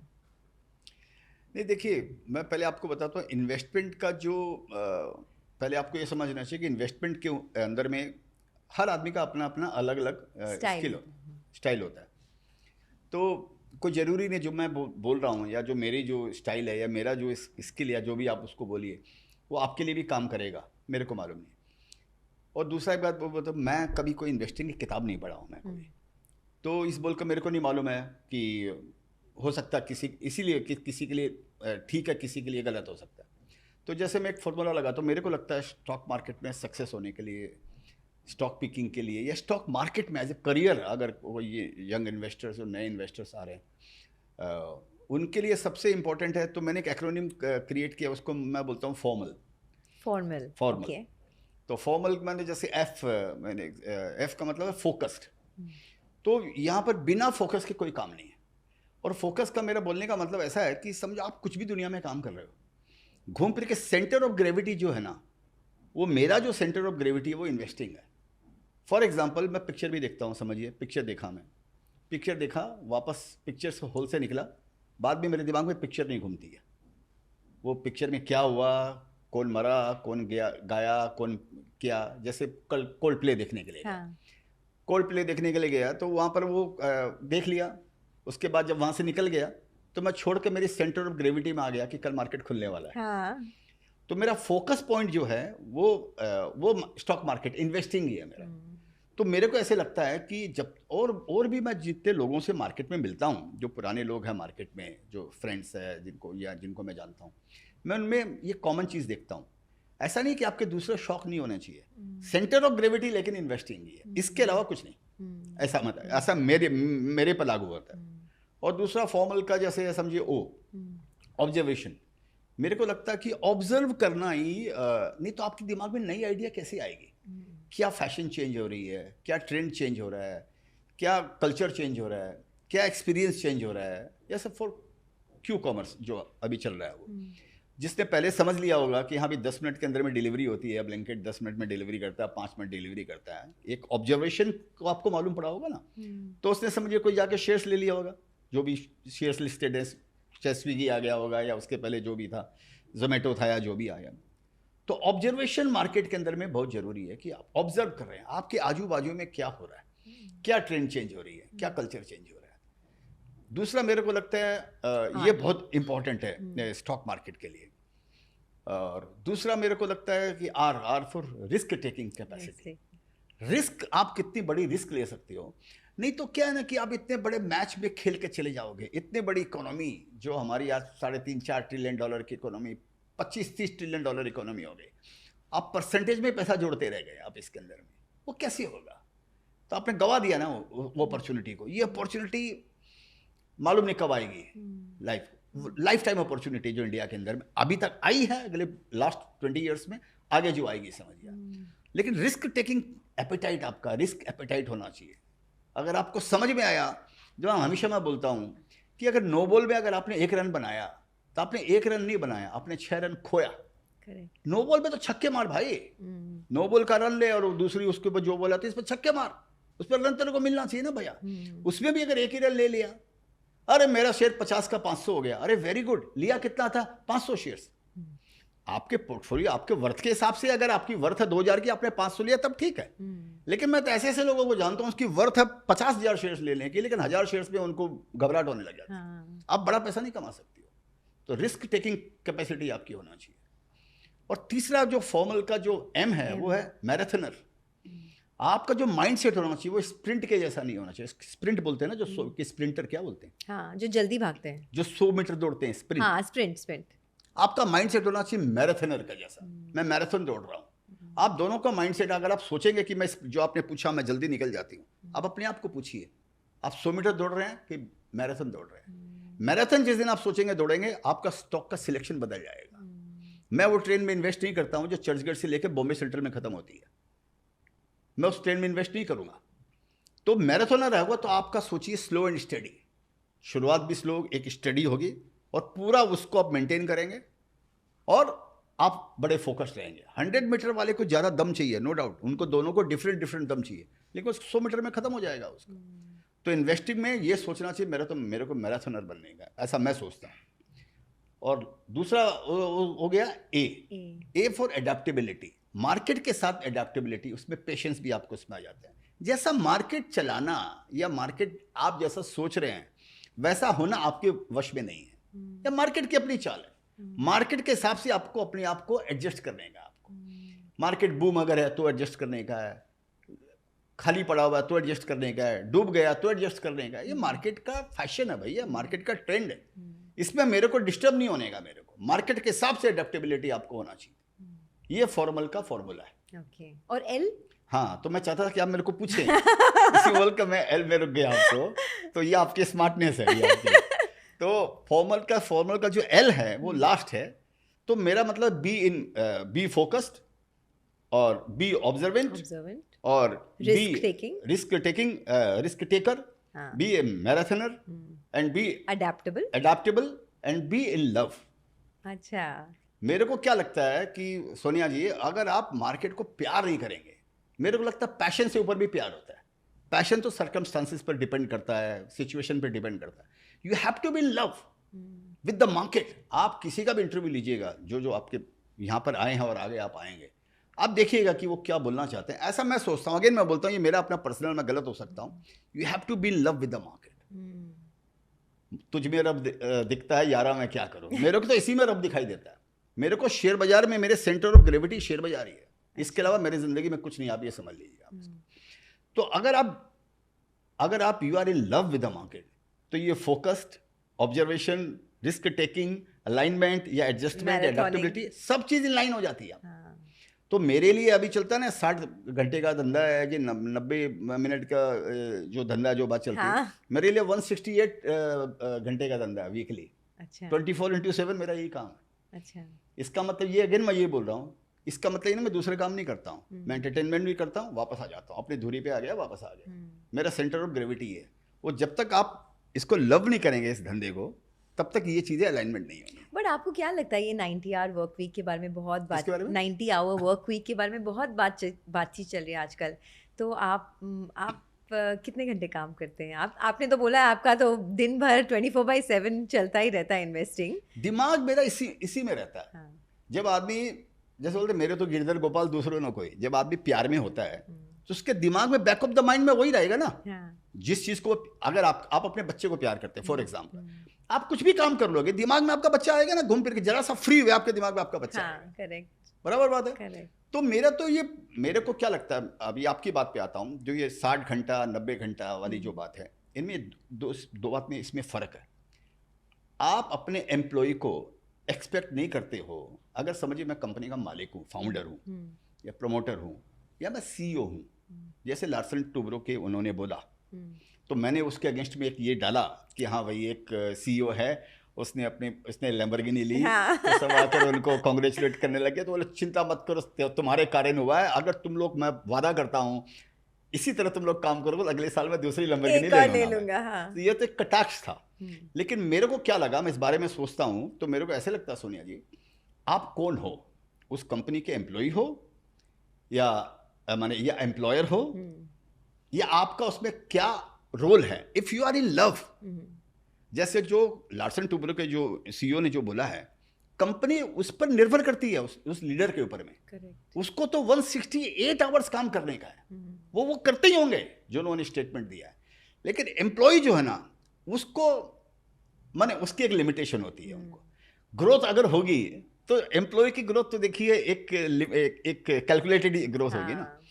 सीईओ को तो स्टॉक ऑप्शन मिल जाएगा, ईसॉप मिल जाएगा, उसको पैसों के हिसाब से अगर आप काम देखेंगे तो कहीं बहुत ही कम होना चाहिए, बहुत कम होगा।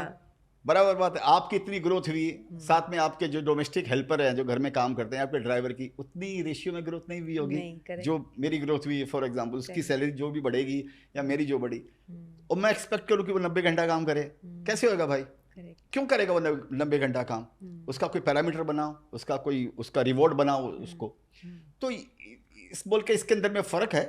आप अपना समझोगे तो आप 168 घंटा काम करोगे, लेकिन अपना समझने के लिए वैसी प्राप्ति भी, भूखे भजन न होए गोपाला। आपको ऐसा मिलना भी तो चाहिए ना होगा। तो आपने बहुत ही हमें बढ़िया सीख दिया है कि ये जो फॉर्मल है, आपने जो क्रिएट किया ये structure for building a good corpus or becoming wealthy in the stock markets for young investors. So thank you for that. But जाते जाते just a couple of more questions, right?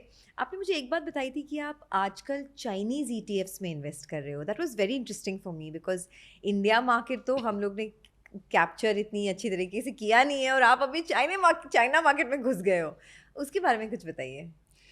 ऐसा लगता है सोनिया जी, मेरे को लगता है कि जो चाइना जो है ना, ये first wonder of 21st century है।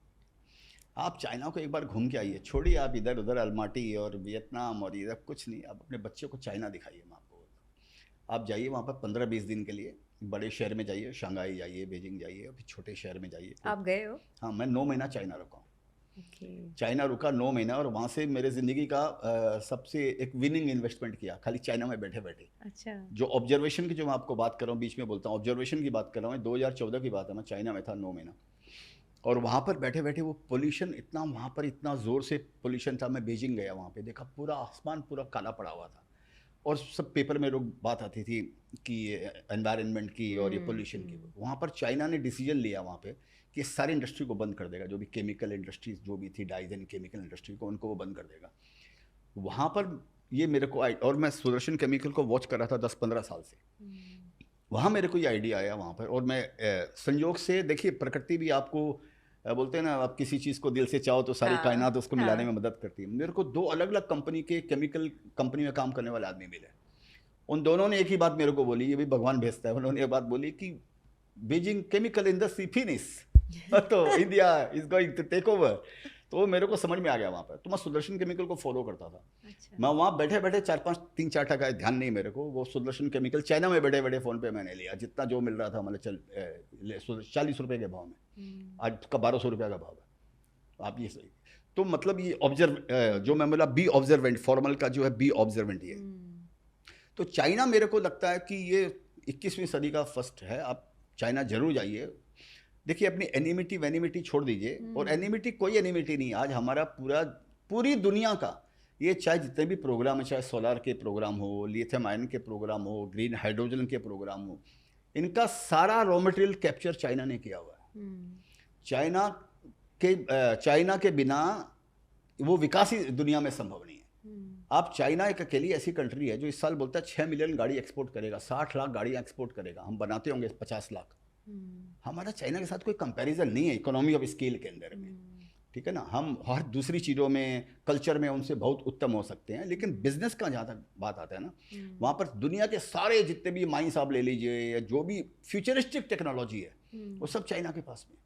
वो $18,000 के अंदर में आपको इलेक्ट्रिक गाड़ी बनाकर भेज देगा। यूरोप के अंदर में $40,000 के नीचे डॉलर के नीचे गाड़ियाँ नहीं है इलेक्ट्रिक की। अब यूरोप भी घबरा रहा, तभी वो ट्रम्प भी ये बात बोलता है कि मेरे को इलेक्ट्रिक में नहीं जाने का मेरे को, क्योंकि मालूम है इलेक्ट्रिक में अगर गए ईवी में तो चाइना पर डिपेंड होना पड़ेगा आपको। लेकिन अब चूंकि एलोन मस्क की गीगा फैक्ट्री तो चाइना के अंदर में ही है, तो चाइना हर चीज़ में जो पैमाना है ना, देखिए हम चाइना से कंपैरिजन करते हैं with due respect to China and of course हमारी शुरुआत अभी हो रही है, जैसे हमारा अमृतकाल अभी शुरू हुआ है।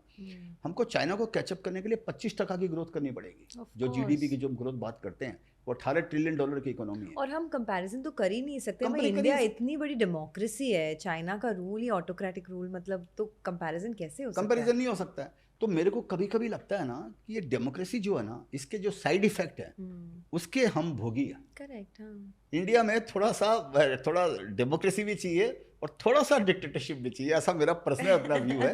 माने थोड़ा यहाँ पर नहीं तो काम नहीं होता है ना। अब 5 साल हो गए आपको बुलेट ट्रेन का, समझिए आपने रोक दिया।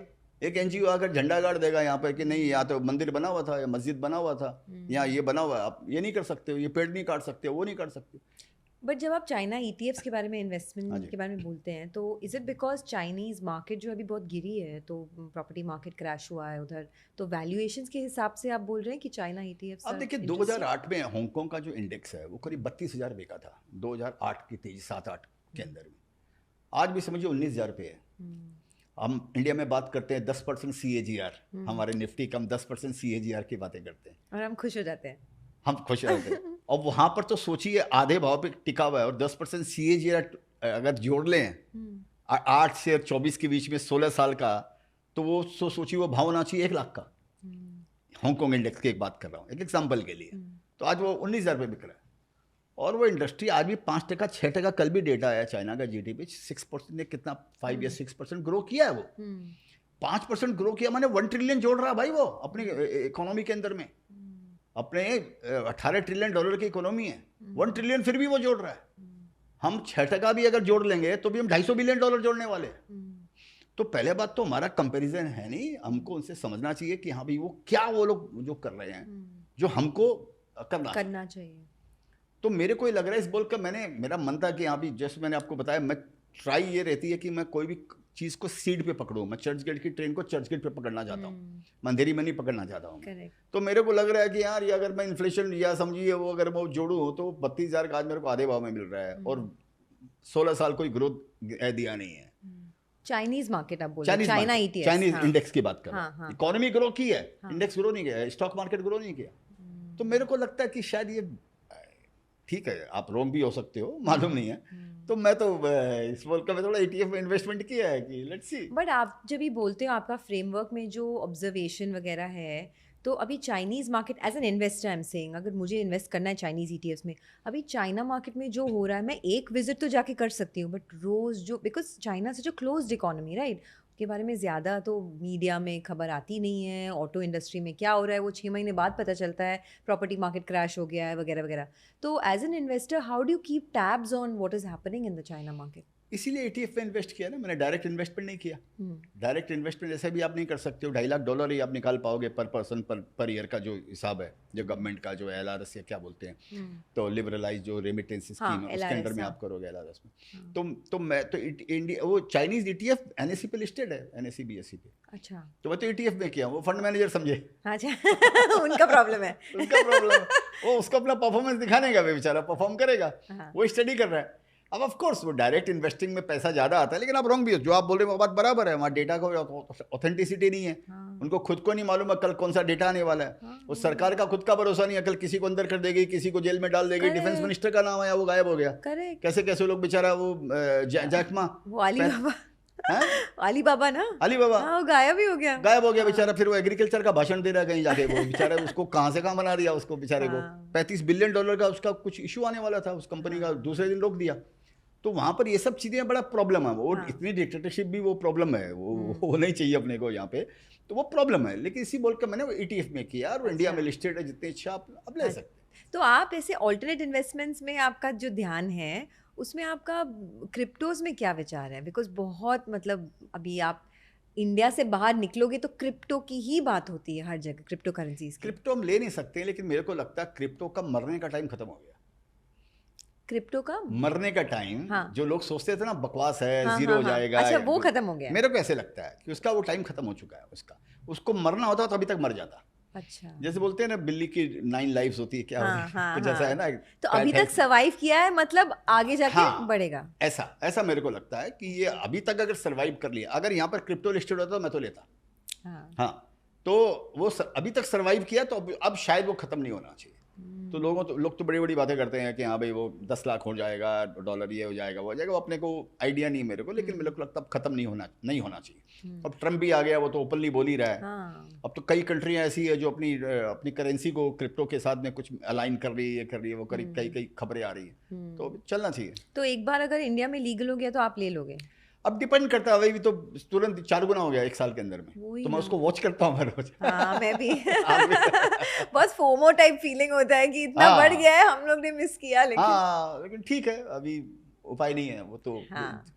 When in Rome do as Roman does. Correct, absolutely. तो इस बोलकर ये तो अब डिपेंड करता है, अभी कब लिस्ट होगा नहीं होगा मालूम नहीं, कब यहाँ पर अलाउड होगा नहीं होगा। ओके, लास्ट फ्यू क्वेश्चंस, अभी हम एंडिंग पे आ गए हैं, और बहुत ही बढ़िया डिस्कशन था। Thank you so much for so much learning. And as an मैं तो यहाँ पे इंटरव्यूअर के जैसे बैठी हूँ, but I am also a stock market investor, and मुझे कितनी लर्निंग आपसे मिली आज। Thank you so much for that. अगर आप just last few questions, what is that one stock which has been a big failure for you, your biggest success in terms of stocks, and what has been the big lesson in that? मतलब एक stock जिसमें आपका बहुत पैसा घटा है, एक stock जिसमें बहुत पैसा बढ़ा है, और आपके सबसे बड़ा जो इसमें लर्निंग था। तो देखिए, बढ़ने के तो कुछ स्टॉक्स हैं, जैसे ओसेरा का, जैसे अपने को बात किया, तेजस्वी सभी जैसे जो भी निकला। अतुल ने भी मेरे को पहले बहुत पैसा दिया, फिर मैं निकल गया था। अभी मैंने वापस एंट्री किया हूँ अभी लास्ट ईयर 2023 में। तो ये तो ठीक है। तो इनसे जो लेसन जो मैंने ये विनिंग जो रहे, उनसे जो लेसन रहा वो यही रहा कि टिके रहो मार्केट के अंदर में, पिच पे टिके रहो, पिच छोड़कर मत जाओ। वही जो मैं आपको बोला, chase the story behind the stock, not money on the table. ये मेरे लिए वर्क किया इन सब कंपनियों के अंदर में। और जो अगर मैं 15-20 साल में देखूँ, 15 साल के अगर इतिहास में पीछे जाऊँ, तो रिग्रेट जो है ना, मेरे को सुनिए जी ज़्यादा रिग्रेट नहीं होता है। क्योंकि रिग्रेट, आई डोंट नो, इसकी डेफिनेशन भी बहुत विचित्र है। आप अपने मन में रिग्रेट मान लोगे, मेरे मैं बेच दिया, रिग्रेट। अरे तू भगवान थोड़ी है भैया, तू बेचेगा ना। तेरे को डर लग रहा था, तेरे सेंसेस तेरे काबू में नहीं थे, तू घबरा गया, नर्वस हो गया, तो बेच दिया। तो उसमें बेच दिया। जो डिसीजन आपने ले लिया ना, उसके प्रति फिर आपको रिग्रेट नहीं करना चाहिए। मैं अपने आप को, माइंड को ऐसा इंट्यून कर रहा हूँ कि जो डिसीजन मैंने लिया उस समय सोच समझ कर, जो मैंने भावना से लिया है, वो बेस्ट है। कभी उसका परिणाम उल्टा होगा, कभी इसका परिणाम सही हो जाएगा उसका। तो मेरे को रिग्रेट नहीं होता लाइफ के अंदर में। मैं आस्ते आस्ते अपने आप को ये कर रहा हूँ कि मेरे को कोई रिग्रेट नहीं है। रिग्रेट क्या होता है, जैसे सपोज अगर मैं, जैसे मैंने आपको बताया, मेरे कुछ शेयर्स है वो भी 4 साल के अंदर में परफॉर्म नहीं किए, तो आप बोल सकते हैं ये रिग्रेट है। लेकिन उन शेयरों के पीछे मैंने क्यों नहीं बेचा उनको, ये सिचुएशन बाद में वापस अगर मेरे पास क्रिएट होगी, तब भी शायद मैं यही काम करूंगा। क्योंकि उनकी स्टोरी खत्म नहीं हुई है, क्योंकि इसी चलते हुए मेरे दूसरे शेयर्स मल्टीप्लाई हुए हैं। तो मैं मेरी थ्योरी चेंज नहीं करूंगा। मैं इसमें यह कर सकता हूं कि थोड़ा बहुत मैंने बेच दिया, ताकि अगर पूरा गिरता भी अगर समझिए है, तो चलिए ठीक है, मेरा कम से कम मैं सेफ हूं। मैंने और दूसरी स्टोरी में ढूंढ रहा हूं, मेरा माइंड एजाइल है, मेरा माइंड काम कर रहा है। एक ही शेयर्स लेकर बैठ गया तो मेरे को फिर दूसरे ढूंढने का जरूरत ही नहीं है मेरे को। तो मेरे को ज़्यादा इस तरह का ऐसा कोई रिग्रेट नहीं होता है मार्केट का, जहाँ तक सवाल है। मेरे को लगता है कि जो मैं डिसीजन, आपका जो डिसीजन है ना वही आपका तकदीर है, जो आप डिसीजन Correct. लेते हो वही आपकी तकदीर है। तो आपको उसमें कन्विक्शन होना उसमें चाहिए। कन्विक्शन, उसको एक्सेप्ट करो कि ठीक है मैंने किया, अच्छा किया तो भी हुआ, गलत हुआ तो भी हुआ, तो रिग्रेट क्या है।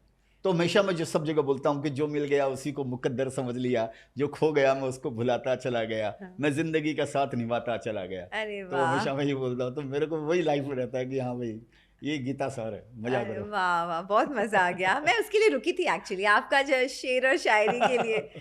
बट आपके बहुत दोस्त हैं, बहुत मेंटर्स हैं आपके स्टॉक मार्केट में, चाहे रमेश दमानी जी हो, राधा किशन जी हो, मिलते जुलते रहते हैं। उनसे आपकी सबसे बड़ी सीख क्या है? देखिए हर आदमी का अपना अलग अलग स्टाइल है, और अपने हर आदमी से कुछ ना कुछ सीखते हैं। और मेरे को क्या लगता है, जो सीखने वाला जो है ना, वो मेरे को लगता है वो एकलव्य के जैसे है आप। ठीक है, कोई आपको बोल के जो अब मैं देख के सीखता हूँ ज़्यादा। आप आपके साथ बैठा हूँ, आप क्या कर रहे हो, मैं ऑब्जर्वेंट हूँ, जैसे मैंने आपको बताया कि बी ऑब्जर्वेंट। तो अभी इनमें एक चीज़ आपको कॉमन मिलेगी इनके अंदर में, जो भी आपने नाम लिया, ऑफकोर्स ये बहुत बड़े नाम है, तो मैं तो इनके नाम से खाली सीखता हूँ। मैं इनके साथ ज़्यादा बैठने का काम नहीं पड़ता है, बहुत कम पड़ता है, लेकिन इनके नाम से सीख जाता हूँ, या इनका कुछ आते रहते हैं इंटरव्यू, वो देखकर ही अपने सीखते हैं उनके अंदर। इनके पीछे एक ही चीज़ आपको मिलेगी कि जैसे इन्होंने जो भी शेयर्स लिया, स्टोरी को शुरू में पकड़ा इन्होंने, chase the story behind the stock. जब स्टोरी शुरू हो रही है तब इन्होंने स्टोरी को पकड़ा, उसके अंदर में बैठे रह गए। ये फुटबोर्ड पर सफ़र नहीं किए ये लोग कि चर्च गेट में चढ़े और बॉम्बे सेंट्रल से उतर गए, और फिर चढ़ गए, फिर अंधेरी उतर गए, फिर ये काम इन्होंने नहीं किया। एक चीज़ आपको इन्हें कॉमन मिलेगी, बड़ा काम किया, और मैराथनर है ये स्प्रिंट नहीं है ये लोग। तो ये मेरे विश्वास को पक्का करता है। यही काम राकेश जी ने किया। उन्होंने तो जो करेज का जो काम किया, आप इनमें सब में ये चीज़ आप पाएंगे, इनका करेज, इनके रिस्क टेकिंग कैपेसिटी, इनका माइंडसेट, इनको स्टोरी को, जैसे मेरा एक है कि वो बैम्बू ट्री की जैसे स्टोरी है कि वो आप बैम्बू ट्री का आप पेड़ लगाते हो, बीज बोते हो, 3-4 साल कुछ दिखाई कुछ भी नहीं होता है, और 5वें साल में वो 50 फीट लंबा हो जाता है। ये स्टॉक मार्केट है। तो इनको देखकर भी यही लगता है कि हाँ ये लोग भी यही काम कर रहे हैं, तो हम इसका मतलब सही रास्ते पे हैं। कभी उतर जाएंगे, कभी कोई बढ़ जाएगा, कभी कोई गिर जाएगा। सफ़र को एंजॉय करना चाहिए, डेस्टिनेशन ठीक है आता रहेगा, जर्नी को एंजॉय करना चाहिए। करेक्ट। तो जो कंपाउंडिंग है उसमें, और अगर देखा जाए तो आपकी जो फिलॉसफी है स्टॉक मार्केट में, ज़्यादातर वैल्यू इन्वेस्टिंग को आप बिलीव करते हैं, not so much growth investing, because आपने कहा कि आप स्टोरी को बहुत जल्दी पकड़ते हैं। लेकिन उसमें ग्रोथ होती है तब मैं पकड़ता हूँ। मैं 10-10 साल तक शेयर्स के लिए वेट करते रहता हूँ। मैं 10 साल, मैंने एक जगह बताया था कि मैं क्या करता हूँ, जैसे कोई पुराना एथलीट जब बीमार पड़ता है तो मैं उस एथलीट पर नज़र लगा देता हूँ, ये एथलीट वापस कब रिकवर करेगा। ये सुदर्शन में भी मैंने ऐसे ही किया, और कई कंपनियों में मैंने यही काम किया कि जिसके अंदर में दम होता है और वो आदमी बीमार पड़ता है, जैसे जो स्पोर्ट्समैन बढ़िया रिकॉर्ड बना रहा है, वो जब वो आउट ऑफ फॉर्म होता है, मैं उस पर ध्यान देता हूँ। तो सुदर्शन की क्या स्टोरी थी? मतलब आपने बताया था कि चाइना में जब भी आप गए थे तो आपने देखा तो था अपॉर्चुनिटी। इस कंपनी को 15-20 साल तक मेरे रडार पे है, 10-15 साल तक तो वेट कर रहा हूँ। मैंने इसका इनिशियल क्वांटिटी लिया था 92-3 में जब बॉम्बे आया था। तो 10-15 साल तक आपने इन्वेस्ट ज़्यादा किया नहीं? उस समय जो लिया था कुछ बेच बच दिया था मैंने, बाकी मेरे पास में कुछ क्वांटिटी पड़ी रह गई, वो भी 40-50 हज़ार शेयर थे, कुछ मेरे पास में पड़े रह गए, उनको मैं रखा। 10-12 साल तक मैं वेट ही कर रहा हूँ कि कुछ नहीं करने का, 20 साल। वो अचानक 14 में बत्ती जली मेरे दिमाग में कि ये क्योंकि मेरे को कंपनी के मैनेजमेंट पे भरोसा था मेरा। अच्छा। मेरे को लग रहा था बड़ा नीट एंड क्लीन और सुलझा समझा समझदार और अपनी लाइन का लीडर ये मैनेजमेंट है। बट 10-12 साल स्टॉक चली नहीं। 10-12 साल स्टॉक नहीं चला, तो मेरी एक लिमिटेड क्वांटिटी थी, छोटी क्वांटिटी थी, तो मैंने उसको रखा। ठीक है, डिविडेंड आ रहा है, चलो ठीक है। अच्छा। तो 14 में जब मेरे को लगा इन्फ्लेक्शन पॉइंट पे आ गया है, तो आप लंबी रेस के घोड़ा, बहुत हाँ, ही, हाँ, marathoner, marathoner, correct. B marathoner. तो फिर क्या हुआ 10-12 साल के बाद? फिर वो वेट का परफॉर्मेंस स्टार्ट हुआ। जब आया वापस, इसका टाइम आया, जब इसका 2014 में जब अपने ज्ञान चक्षु खुले बीजिंग जाके, थैंक्स टू चाइना, जब लगा कि ये तो टर्न अराउंड हो रहा है, तो बोला फिर अपने को पकड़ने का क्या है, अपने को दुनिया में जो इंडिया में सबसे बढ़िया कंपनी है, एथिकल सबसे अच्छी कंपनी है, उसी को पकड़ने का पिगमेंट्स के अंदर में। तो मैंने ये कंपनी, और तकदीर ये कि शेयर्स मिल गए उस समय। करेक्ट। तो आप सोचो उस समय आपको इलिक्विड शेयर्स है, मिड कैप में आपको मिलते नहीं, तो वो शेयर्स मिल गए आप। तो मैं ऐसे वेट करते रहता हूँ कंपनियों के लिए कि टर्न अराउंड कब होएगी, ये टर्न अराउंड कब होएगी। मैं तेजस के लिए भी 3-4 साल वेट किया। ये 15-16 में कुछ लिया था मैंने एक इनिशियल क्वांटिटी, वो घट गया, वो घटने के बाद में मैं उसको लेकर पड़ा रह गया, मतलब ठीक है छोड़ने दो। कोविड के 2019 में इसके ये सिग्नल मिलने लग गए थे, जियो वगैरह आ गया था। आप सिंपल एक समझिए ना कि इसको धंधा देने वाला कौन था। इसको धंधा देने वाला था जियो बाद 15-16 में शायद आया। जियो था, भारती एयरटेल और वोडाफोन। इन्होंने सब ने अपना एक्सपेंशन बंद कर दिए थे। गवर्नमेंट ने आरपू पे कंट्रोल कर दिया था। कंपनियां कुछ कमा नहीं रही थी, बहुत छोटे मोटे कमा रही थी। वोडाफोन तो ऐसे ही प्रॉब्लम में था। जियो आया, वहाँ से गेम चेंज हो गया, इसका विस्तार हो गया। गवर्नमेंट को भी समझ में आ गया कि अगर इन पर ज़्यादा कंट्रोल करेंगे आरपू पे तो टेलीकॉम 3 कंपनियां बच गई। एक ज़माने में 16 कंपनियां थी। तो इन्होंने अपना एक्सपेंशन चालू किया। जब इन्होंने एक्सपेंशन चालू किया, एक्सपेंशन आप तभी करोगे जब आपको कमाई होगी, तभी आप एक्सपेंशन चालू करोगे, आगे आपको फ्यूचर। तो जियो वो द गेम चेंजर। तो इसके इंडिकेशन आने लग गए थे। ये कोविड के बाद के अंदर में ये ऐसा हुआ, 400 रुपये वाला शेयर 40 रुपये हो गया था तेजस। पर आप टिके रहे। हाँ, तो मेरे पास लिमिटेड क्वांटिटी थी, बहुत कम क्वांटिटी थी, जिससे मेरे को कोई फ़र्क नहीं पड़ता था। तो वो मैं लेकर बैठा रहा। तो 40 रुपये के भाव में तो कंपनी मिल रही थी कोई शायद 400 करोड़ रुपये में, कितना में कुछ कंपनी का मार्केट कैप कुछ ऐसा ही था, जहाँ मेरे को ध्यान आता है 400 करोड़ का था। हाँ, और कंपनी में कैश था 100-150 करोड़ रुपये का कंपनी के अंदर में। और इधर इनका एक्सपेंशन चालू हो गया था।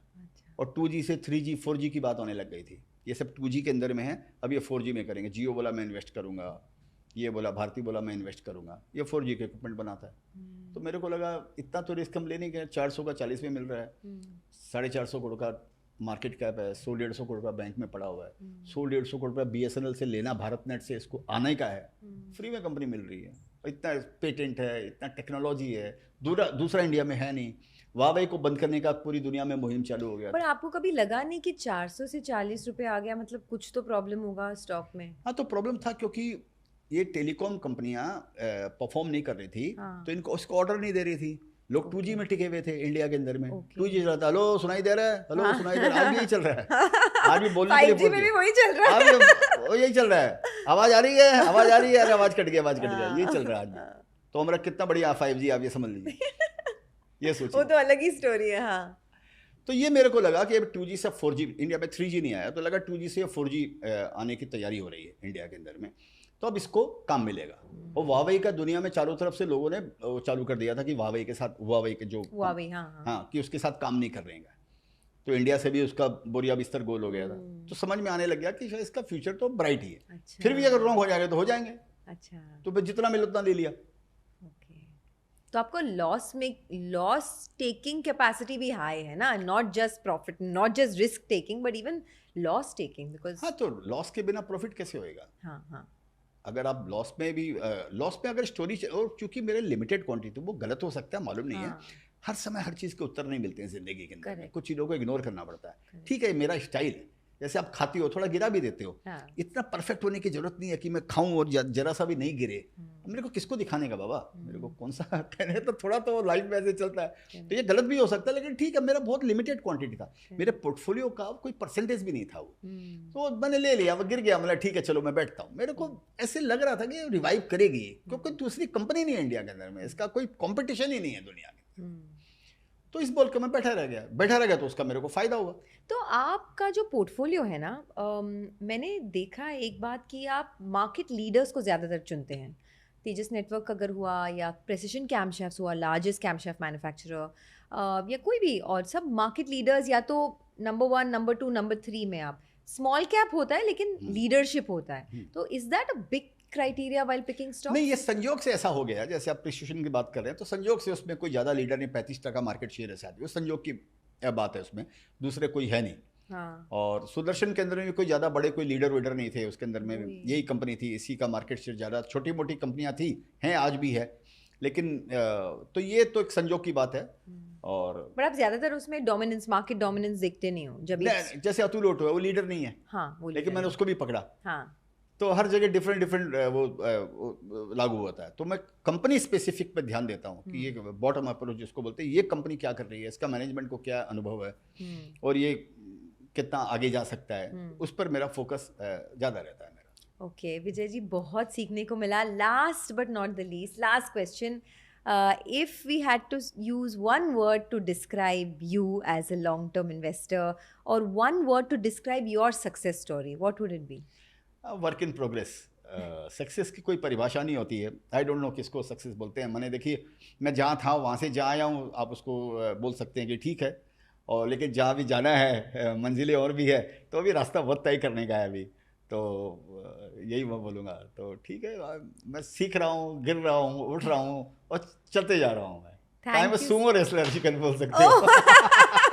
A marathoner, a sumo wrestler, हाँ, क्या आप and गिरा work दो in मेरा। progress. हाँ, एंड Work in progress. हाँ, वर्क इन प्रोग्रेस लगा हुआ हूँ मैं, मेरे काम में लगा हुआ। I am enjoying what I am doing, I am enjoying why I am what I am living for. मैंने जो मेरे लाइफ का जो मैं मेरा एंजॉय कर रहा हूँ कि मेरे लाइफ में ईश्वर ने मेरे को एक अच्छी जगह खड़ा किया जिसको मैं प्यार करता हूँ, जैसे मैं बोला B in love. I love this business, I am living for this. Thank you so much. It was really super fun. I didn't realize how 2 hours passed. And once again, sorry, मेरी हिंदी थोड़ी सी टूटी फूटी है, but I tried my best. And this is actually my first Hindi interview, you know. मैं कभी नहीं किया है पूरा इंटरव्यू हिंदी में, but hopefully it was not so bad.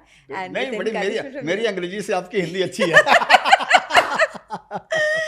तो थोड़ा बहुत सीखने को मिल गया. Thank you so much thank you once ma'am, again. Thank you ma'am, thank you.